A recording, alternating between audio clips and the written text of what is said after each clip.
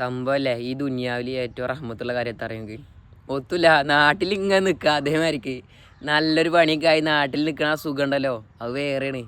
കാര്യം എന്താ വെച്ചാലേ പണിയൊക്കെ തീർത്ത് നമ്മളെ പെരയെ പോയി ഒരു കുളിയൊക്കെ കുളിച്ച് ഇമ്മ ഉണ്ടാക്കണ ആ ചോറൊക്കെ തിന്നാണ്ട് നമ്മളെ ഇമ്മ ഉണ്ടാക്കുന്ന ഫുഡ് വേറോടെ വെച്ചെന്നാൽ നമുക്ക് കിട്ടൂല കേട്ടോ. അത് വേറെ കാര്യം. അതൊക്കെ തിന്ന് ഇപ്പം അതിനൊക്കെ വർത്താനൊക്കെ പറഞ്ഞ് പിന്നെ മെല്ലെ കുളിച്ച് മാറ്റി അങ്ങാടിയിലൊക്കെ ഇറങ്ങി ചെക്കന്മാരൊക്കെ വർത്താനം പറഞ്ഞ് പള്ളിക്ക് പോയി നിസ്കരിച്ച് അൽഹംദുലില്ലാ എന്ത് റാഹത്താണ്.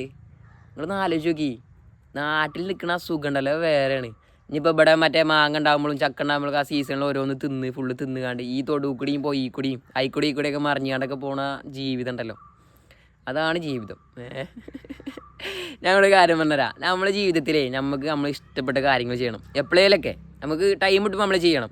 ഇല്ലെങ്കിൽ എന്താ വെച്ചാൽ നമ്മളെ സ്വഭാവം മാറും, നമ്മളെ ക്യാരക്ടർ മാറും, നമ്മൾ അഭിനയിക്കണ മാതിരിക്കാവും ലൈഫ്. നമുക്ക് ഇഷ്ടപ്പെടുന്ന കാര്യങ്ങൾ നമ്മൾ ചെയ്യണം, ഇല്ലെങ്കിൽ നമ്മൾ എന്തോ മരിക്കാവും. അല്ല നാട്ടിൽ നിൽക്കണം സത്യത്തിൽ, അതാ രസം. ആൾക്കാർ വേണം കേട്ടോ, എന്നാലേ രസമുള്ളൂ.